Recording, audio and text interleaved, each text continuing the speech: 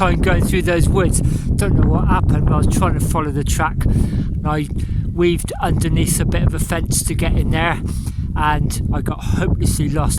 I mean, part of me sort of thinking, you're crazy, man, you're trying to replicate something which is 2,000 years old. Of course it's not going to be easy, of course it's going to have disappeared in places. Be quite glad to get back on some tarmac.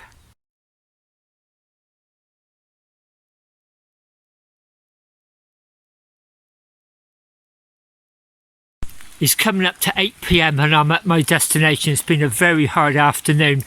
This is Beacon Hill Woods. It's where the Fosseway crosses. Just along there a few yards. Highest point of the Fosseway. I'm pretty wet, getting a bit shivery cold. I need to go and get my bivvy up. Everything's getting low on charge, so I'll talk to you when I've got myself changed and the bivvy up and some hot food on. Hello, good morning. Well, it's now 6:15 on Wednesday morning and this is Beacon Hill Woods, looking out through the porch of my bivvy. Hello, good morning. Welcome to Beacon Hill Woods on day 2 of my Roman road ride. Margary's 45B, which I'm tracing, is about 150 yards over there, running from right to left. That'll be the direction I'm heading in, and this is where the Fosseway at its highest point crosses it. So I always refer to it as junction 25, or should I say junction XXV. Yesterday afternoon the weather turned a little bit, it got grey, you could tell there was a weather front coming in. I won't go into detail, but I got horribly lost a couple of times in woods trying to stay as authentic as possible to the Roman road. And I went through a bit of a low patch, to be honest. I started cursing myself, saying, why didn't you just take roads? And then I just had to snap myself out of it. And anyway, I got lost a second time and that cost me about 2 hours, by which time it was 6 PM. And after that I just thought, I'm going to have to sort of stick to lanes, and as it turned out it was lanes after that.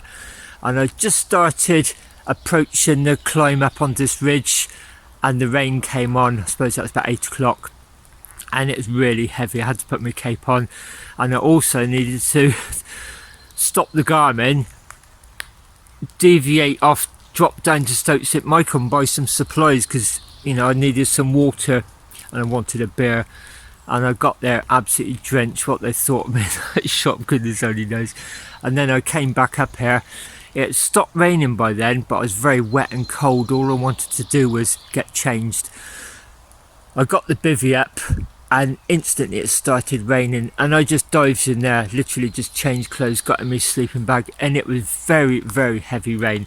And that's not much more than a coffin, to be honest. It's hooped at the front, there's a slight porch, but not much.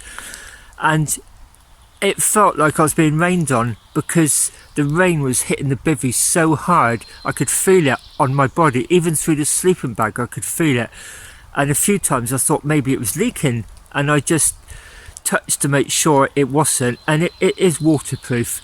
So that was quite a weird experience, and there's no way I could get out and cook last night. It was just, all I wanted to do was just get in my sleeping bag, get warm. My Roman outfit got quite wet in that rain, and I used an old survival trick. It's pretty disgusting, but it's very effective. You just literally put wet clothes in the sleeping bag with you and it dries them overnight. It's like putting it in a tumble dryer, as I say. Not very nice, but very effective. Anyway, now I'm going to get on. I've got a couple of boil in the bag breakfasts there, so I'm going to get my stove on, billy can, put some hot water on, have a coffee, have some breakfast. Might even have 2 of those because I'm still quite hungry from last night, and then make my way back up to Margary's 45B and try and finish it by going across the West Mendip plateau that way, and then eventually dropping down to what was thought to be a Roman porter uphill. And then I got a bottle of beer there which I didn't have last night. I'm going to save that for a celebration when I get to uphill, and then it'll be a short ride just into Western Supermarket, get the train home. That's the plan for today anyway.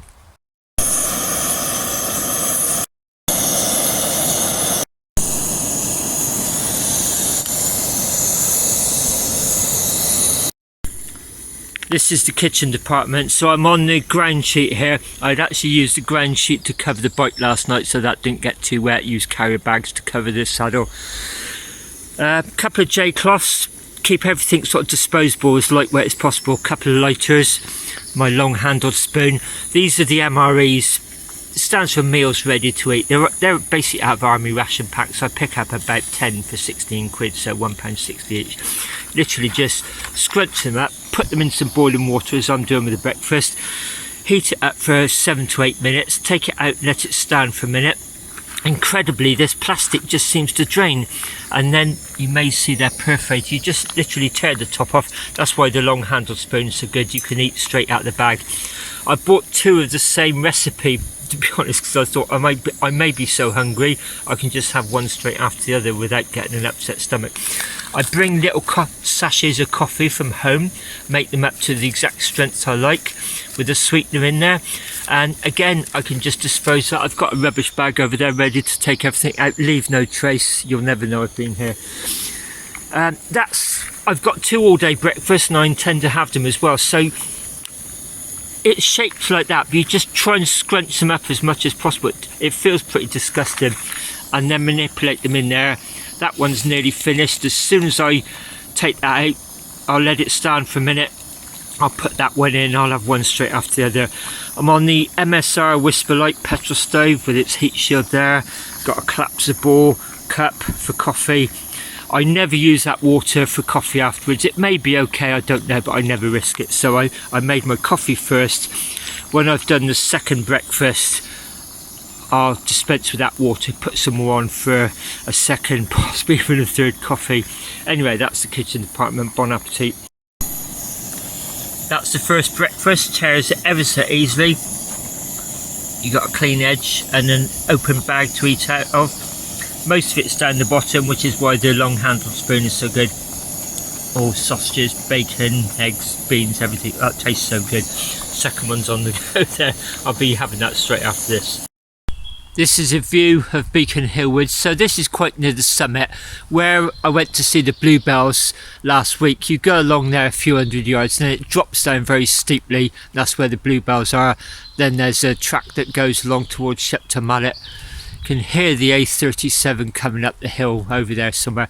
When I did my hot tent camp, I just went over there somewhere. There was a Bronze Age mound and I was going to camp nearby, and I suddenly saw that and it asked you to stay away from it, and I just went down there.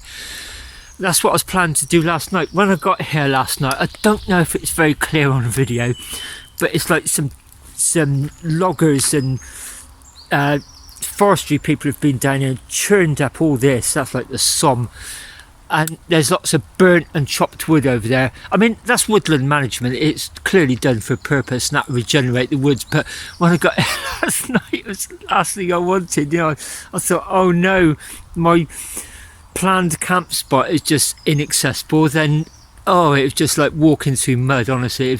And there's a lot more over there. I thought, yeah, they're not making life easy for me, are they? But I'm just so thankful that I actually got the bivvy up before that really heavy rain, because I really would not have wanted to be out in that. So I'm very, very thankful for that. I did mention yesterday that I joined the Roman Roads Research Association. It's a registered charity, and I got a really nice welcoming email from Dave, the membership secretary, and it wasn't a generic one, it was personal. It's nice and welcoming me, and he gave me all the passwords to access all the files which I've been using, and also just inquired, was there anything of particular interest he could help me with? And I sort of said that I was interested in Margary's 45B, and he sort of said, Somerset, I could put you in touch with some people in that area if you want. It's your choice. I chose not to. Anyway, 100 yards back up the road. It's going to be mostly metalled road today, B road and lanes. I'm going to drop down over Masbury. I'm going to deviate from Margary's 45B. When I get there, I'll explain why. So I'm going to sort of curve around it, rejoin it, head along to Charteris, the Roman lead mines, and then drop down the outskirts of Weston-super-Mare and head into the back of Uphill, where I'm going to crack open my beer and celebrate. Anyway, onwards up there. There we are, that's where I was. The only real evidence is there's a bit of a dry line there where my bivvy was. I dug a latrine over, well, I won't tell you where it is, but all my natural waste is buried. Taking everything else out with me. All my rubbish, it's all in double line carrier bags, and it's bungeed onto the bike with a strap, and I just dispose of that at the first bin I come to. Oh yeah, a little bit about the bike. I've tried to bling it up, as my friend Denise suggested when I did the Fosseway. She said if you're dressing up, why not bling the bike up? So the two white horses at the front will represent a chariot. Me and my wife looked on the internet for some, there's thin hardboard, is it called MDF horses? We just couldn't find any that are suitable, so in the end I bought some unicorns that I just sawed off the horn, and then I painted them white with gloss paint, and they're just cable tied on, and some gold ribbon all around it. Yeah, you get the picture now. Here we are back at Margary's 45B. That's the way I came in from last night, that's the way I'll be leaving. I said I'm navigating on two Garmins, so try and compare and contrast them here. This is the new 130, so that's where I camped.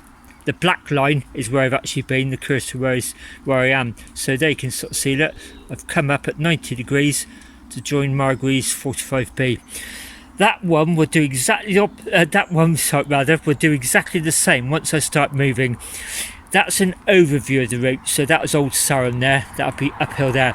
Once I get rolling, after about 10 seconds, it will turn into that. It will be a replication of that, just on a slightly different scale.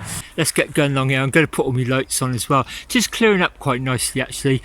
And once you get over the A37, there's a big very busy Shepton Mallet to Bath road there. Once you get across that, this traffic disperses either. It's headed towards the A37, so I shouldn't have that after about a mile. Literally about half a mile after starting, I've come down that way, Margary's 45B. You may see how straight it is. And this is where it deviated over there, the Roman road, and it cuts across a golf course, goes behind Maysbury Castle, which is an old ancient hill fort, and then I'm going to bear around to the left on this road. It's fairly fast drop down, get some good views of Glastonbury Tor. Then I'm going to turn right by the old Masbury station, Somerset and Dorset station, which is being renovated by the look of it. People living there. Then I'll turn right and rejoin it and head over towards Charterhouse. But this is a little bit of footage I prepared at home the other day with some maps to try and explain exactly why the research was so useful. This will be the section after Beacon Hill where I have to use a minor road to deviate round where the course of Margary's 45B actually went. So that is Beacon Hill there. You can see the Fosseway coming from the south, carrying on north towards Oak Hill. I aim to bivvy there. When I leave, I'll cross the A37 there, and I've highlighted the route of Margary's 45B. What I thought it was anyway. And that goes right across the golf course, and clearly I'm not going to trespass on a golf course, certainly not dressed as a Roman centurion. So I'll be taking this road down here. That's quite a fast drop, but you know, that's doing exactly the same, probably steeper to be honest. There's the old Masbury station there, turn right and I'll rejoin it there. It's probably easier to show you on a tablet. This is Ride with GPS, my preferred mapping platform for cycling. With this, as you can see, I can zoom in and out, and I can also change the page format. I can have satellite views, OSM cycle, OSM outdoors. This is the OSM feature. It's got all the footpaths and bridleways on. So you can see there's no footpath or bridleway across there. I suspected that's where Margary's 45B went, because it's actually that re-emerges at that footpath there, and just using a ruler would suggest it linked up with there. When I got the Roman Roads Research Association data, it confirms that's exactly what it did do. And there's an old ancient fort there called Maysbury Castle. It went just to the north of that.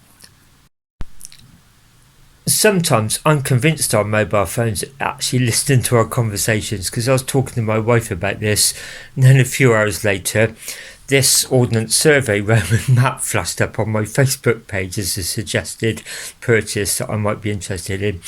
And I don't normally fall for that sort of thing. I'm not an impulse buyer, but I bought this on impulse. And for purely inspiration really, and overview planning and ideas for future trips, this is quite good actually. So Margary's 45B starts there at Old Sarum. It's fairly well known until there. This is, even historians and archaeologists aren't exactly sure where it went, but hey, looks pretty much like a straight line. Then it carries on to Charterhouse there, and it's thought by some that it carried on down to Uphill, where they think there may have been a Roman port. Anyway, back to the route.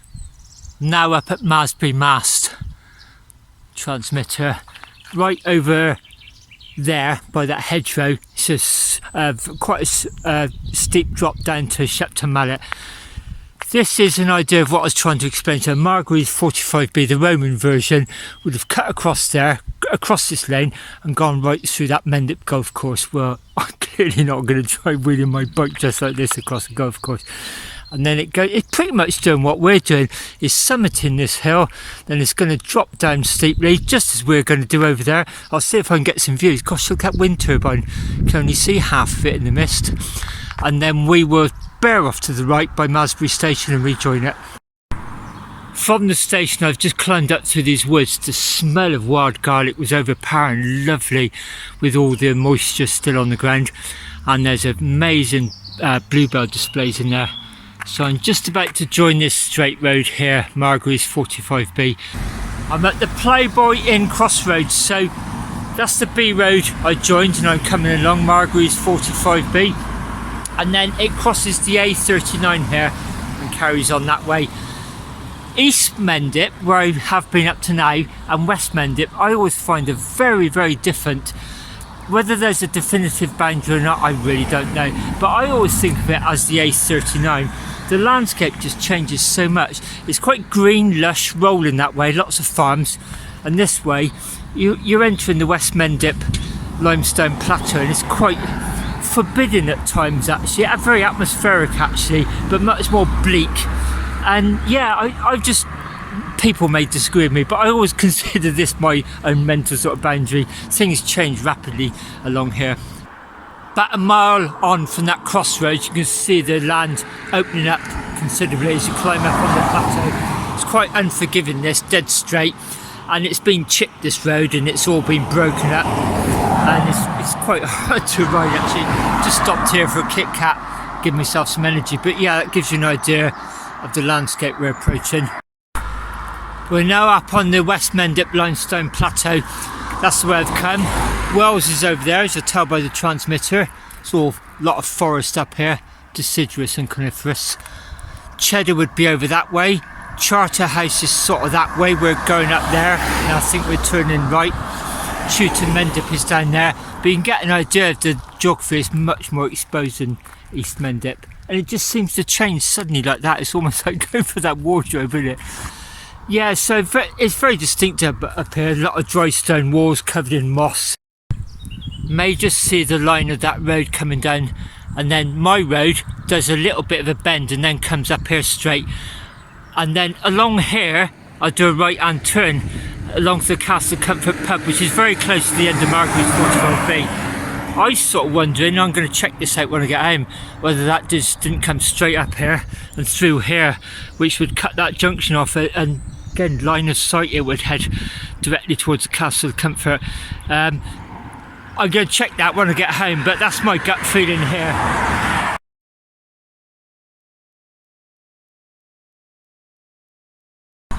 Now high up on Mendip at the Castle Comfort pub.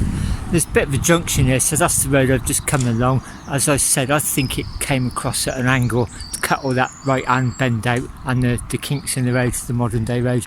You can see this one goes off in a straight line, and so does that towards Bristol, but we're sort of like slightly veering round to the left here, approaching the end of 45B and the old lead mines at Charterhouse, where the road gets its unofficial name from.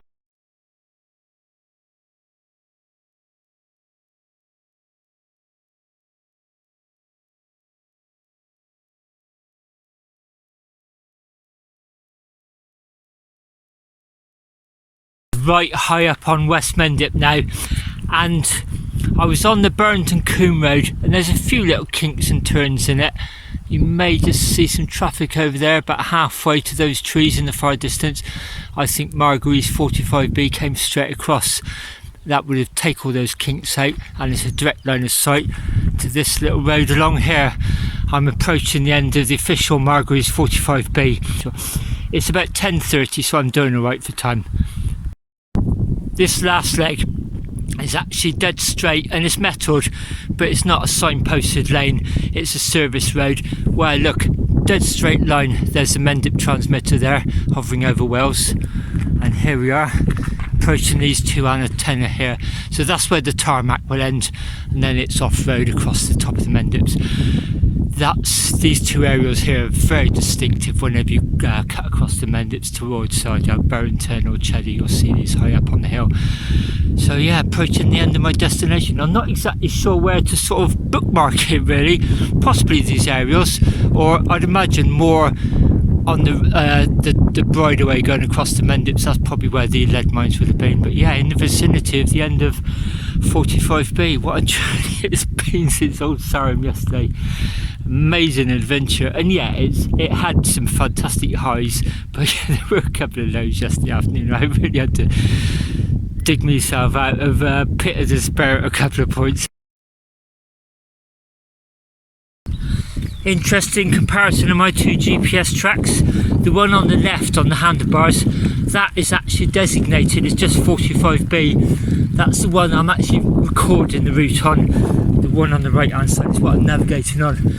So you can see the one on the right has got me going all the way to uphill, whereas the one on the left, that's 45B. So there you go. There's just some tacky, cheesy little tone to say I've reached my target and I should pat myself on the back. Wow. Oh gosh, you can see Brent Knoll over there, Bristol Channel in the distance, Quantox in the very far distance. Yeah, so we're going to carry on along here. Going to go, I think we're going past Blackdown, which is the highest point on the Mendips. I bivvied up there.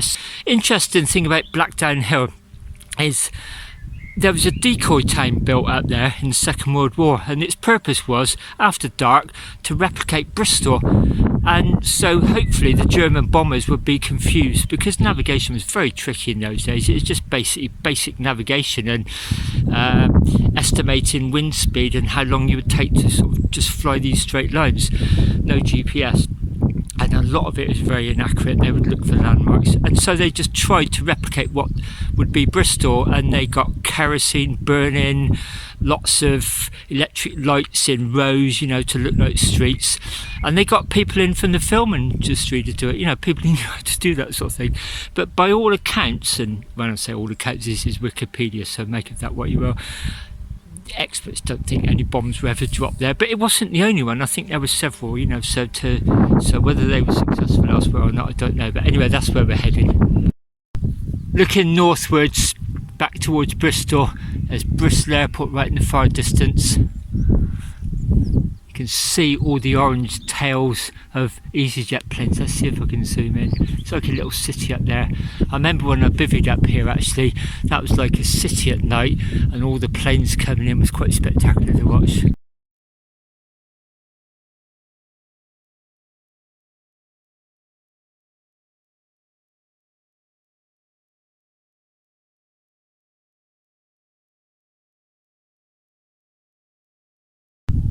So I've made it up to Blackdown. I have to say a lot of that was really badly eroded, and I had to walk a lot of it and had to navigate through a gate. It was a swing gate. I didn't have to dismantle the bike, but it was quite tricky because there was almost like a culvert where the water flowing fast off the hills has formed this trench, and I was trying not to slip off this bank. So it's an ancient monument here, so I wonder if that's Roman. I simply don't know actually, but yeah, what an amazing view up here. Lowell's Gate. Looking up towards Clevedon. Over there would be Weston-super-Mare. And then there's Breen Down. I think that's Breen Down in the distance. I know when I rode there and camped there last year, you follow this Roman road actually. It's actually called Roman Road, which is part of the genesis of this idea actually. I thought, hey, I wonder where that went. I'll have to look it up sometime, and here we are. There's a trig point for Beacon Batch, highest point on the Mendips. This is where I bivvied a few years ago. I just remember loads and loads of mountain bikers coming along here, so it's actually quite rideable, a lot of this. This is quite compact along here, a bit rocky in places, but look at this, like looking down from on top of the wood. Starting to drop down off this plateau now. Look at the amazing views. Patchwork fields, Lowell's Gate, built up areas in the dips, looking across the Cleves, and that would be Bristol Channel, down on West Supermare, Sand Point. You can see Breen down heading out, and then it looks as though it's going towards that lump in the sea, that steep hole, one of the Bristol Channel Islands. And I know when I rode to Breen down to do a wild camp a couple of years back, I joined a Roman road then. In fact, it's called Roman Road, and that was heading towards Breen, so I'm pretty sure I joined that a bit of today, quite close to the end. I'm having to push this a little bit. It's beyond my abilities to ride down here really quick, although all these guys coming up seem to be making easy work of it. This bit down for the trig point, most of it was rideable. There's a couple of places where I just got up and pushed. Very, very rocky. Mountain bikers coming out with full suspension and clearly much more gifted than me, making it look like we're lots of horse riders up there. Look, there's a few trotting along there. There's a couple coming down here. Every time I see horses, I'm really stopping because I'm clearly spooking them. I think it's the bright red, to be honest. I don't want the horse riders falling off because of me, so I'm quite happy to wait. Just about to enter Rowbury Warren. Again, you can see it's quite a defined track down here.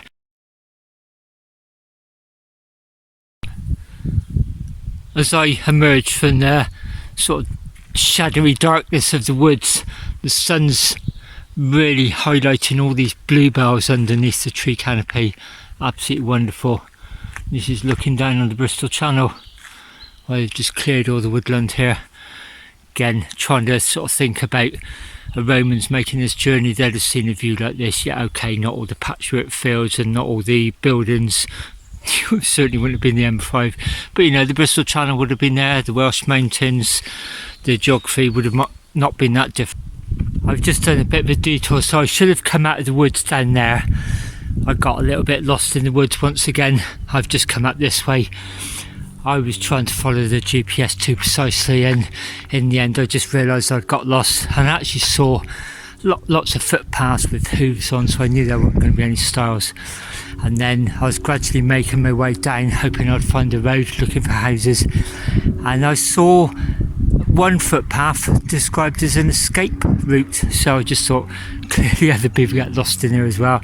Just followed that, and I came about half a mile along there. So I've taken the right route down, but I was about a quarter of a mile over that way, and now I'm back on it and I'm heading this way, the final leg.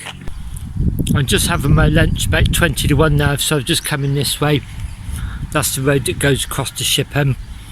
I'm due to turn right here and immediate left, so carry on in a straight line-ish. Just been over that butcher's and local store, got myself a really nice beef and salad sandwich and a fizzy drink. I think I got less than 10 miles to go, about 9.1 I think. I just don't think I'm going to get home before rush hour. I really don't want to rush this, so I've just phoned my wife up and said I'll probably wait until about 6:30 before I get a train home, so I can get through Bristol and avoid the rush hour. It's been such an amazing adventure. I just don't want to feel like I'm rushing it, you know. I want to get to us uphill, really savour the moment, have my bottle of beer, then I'll probably go into West Mendip, get fish and chips, and then a later train home.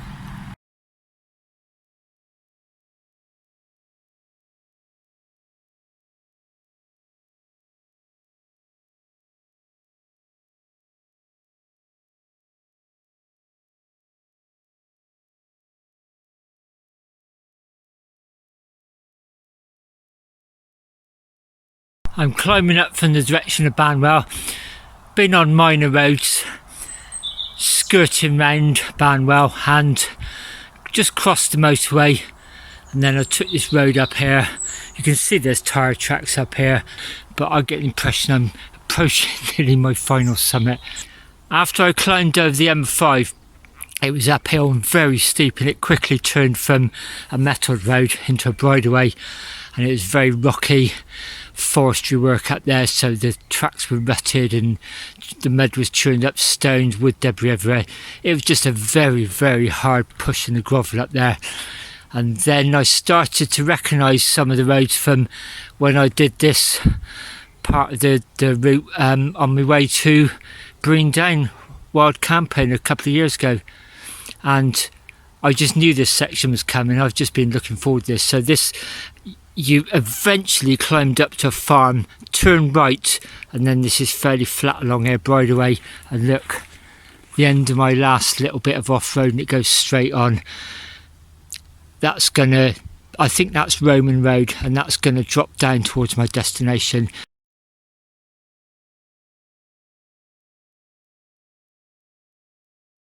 There's quite a fast plunge, but my brake blocks have all ground down. It's like clutch pads burnt out, you know, you just do that. And I don't want to damage the rims, so I'm going to have to take it very gingerly going downhill. And the other thing is I've broken a cleat off my left hand shoe, so any climbing I do is only on one foot, the other one's just balanced on the pedal. Epic ride, it really is. I'm starting to long for that beer. I can almost taste it. It's like that, what's that film, Ice Cold in Alex. This is the straight Roman tarmac road then. This justifies all that sweat getting up there, because now it opens up and you can see how high up we are. There's Brent Knoll there. That snaky bit of water there, I think that's the river I expect to flow in the Bristol Channel. That's where my destination is. The Garmin says 3 miles.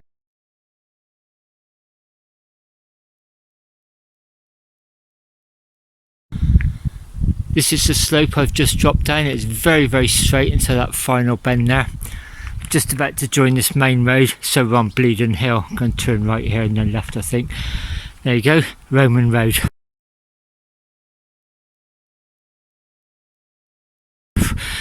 As I was coming down there, really is roller straight, and most of the houses are fairly isolated in their names. I did wonder if there's any sort of Roman references, but I'm not saying there wasn't, but I didn't spot any. It was all things like Tor View, Knoll View, Ridge View, that sort of thing.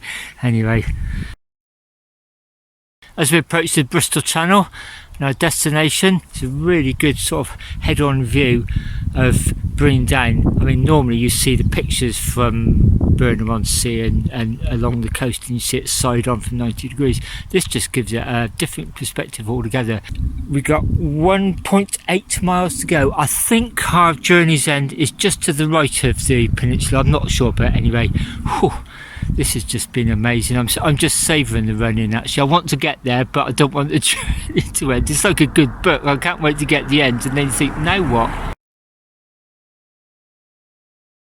Well, I've made it. I got here just before 3 PM. This is the beach uphill, looking down at Western Grand Pier. Then there's Burnbeck Pier in the distance, Welsh Hills, with the industry over there.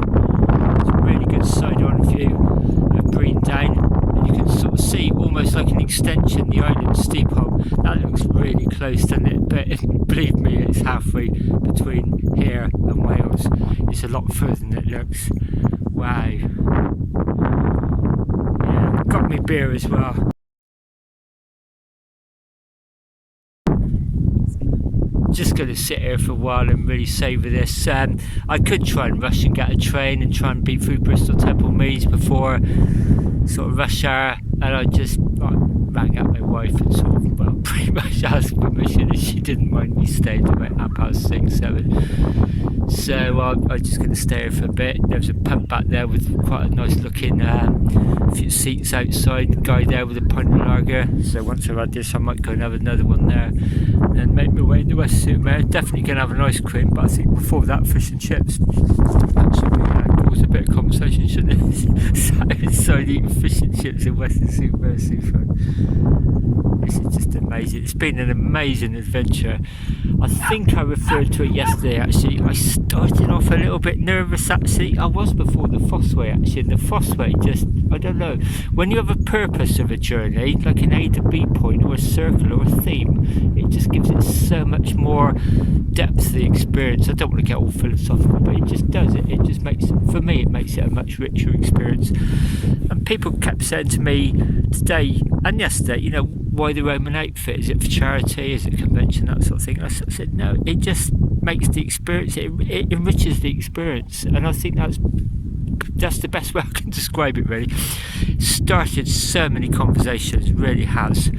And I always try and be polite, even if I'm a little bit hungry and I'm just trying to dig out a bar of chocolate. I always take the time to try and, you know, just give a brief explanation of what I'm doing actually. So yeah, this has been absolutely amazing. Hard, yes, brutally hard yesterday, and then last night with no food. And, that beer was supposed to be for last night. I just think there's a bit of zen here for some reason. That this was meant to be, having that here. I mean, I was more concerned with just staying alive last night. I'm now down at Western Supermare station. Got a train in about 20 minutes. Had fish and chips on the seafront right opposite the Grand Pier. That was really nice. Tasted so damn good after being hungry last night. I'm just heading home now, so I hope you enjoyed following me on this as usual. Thank you very much for watching, and until next time.